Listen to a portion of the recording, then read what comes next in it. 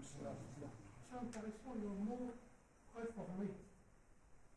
Est-ce qu'on peut réformer les 4 écoles aujourd'hui? Le fait qu'on est tous basés sur les 4 écoles sont anciennes, aujourd'hui c'est vrai qu'on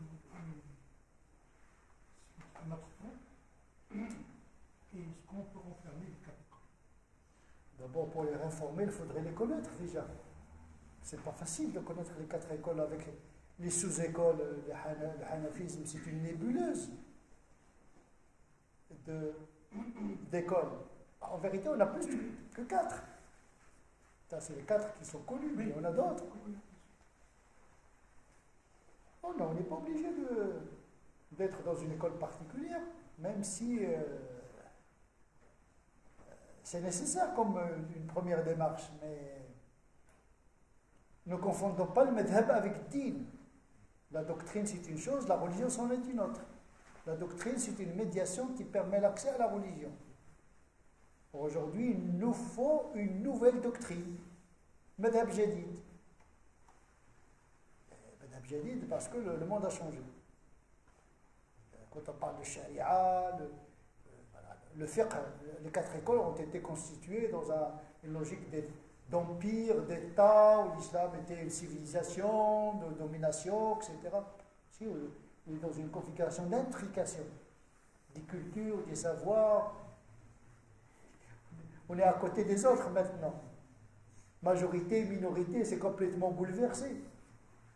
La dimitude, la dimma, le contrat, la citoyenneté a bouleversé complètement notre rapport à l'éthique et au droit musulman. Bien sûr, c'est un héritage fertile. Le fiqh islamique, ghani, zakhir, une richesse, c'est magnifique, une pensée sophistiquée. Le fiqh, c'est une pensée sophistiquée. Mais comment le décongeler et le mettre à la cool de notre époque? Ben, il faut travailler.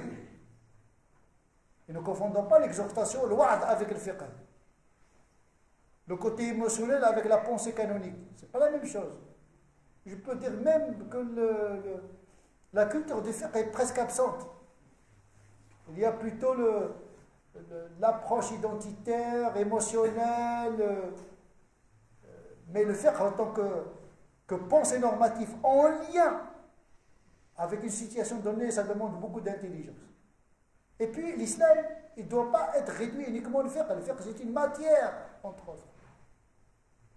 Avant le fiqh, il faut un discours théologique. De quel Dieu s'agit-il? De quel homme s'agit-il? La notion de la liberté, la responsabilité. مباحث كلامية عقائدية. ما عندناش غير الفقه. عندنا أصول الدين، علم التوحيد، عندنا أصول الفقه، عندنا التصوف وعلم التربية. Parce qu'on ne peut pas changer le monde uniquement avec des fatwas. Ça c'est halal, c'est haram. Mais comment accéder à la conformité à la norme? C'est tazkiya ou tarbiya. Parce que la fonction du prophète c'était quoi? La narration d'abord, la transmission de la substance de la révélation. Yatlu alayhim ayati. Mais il avait également une fonction d'éducation. Wa yuzakkihim, yatlu alayhim ayati, wa yuzakkihim. Il les prépare à l'enseignement.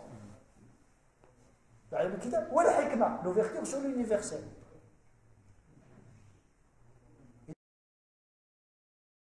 Donc l'islam, aujourd'hui, il est réduit uniquement au fiqh. Halal, haram, etc. Mais il n'y a pas de pensée théologique.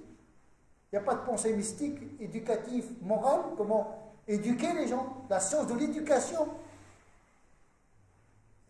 On a réduit l'islam à des comprimés de fatwa. On donne des comprimés comme ça, et on va résoudre ton problème. Ça ne résout pas le problème. Là, on est en train de réduire l'islam uniquement à une de ces dimensions qui est le fiqh. Sachant que le fiqh, dans sa pensée classique, il a été concepté dans un moment où l'islam dominait le monde. Ce n'est pas le cas aujourd'hui.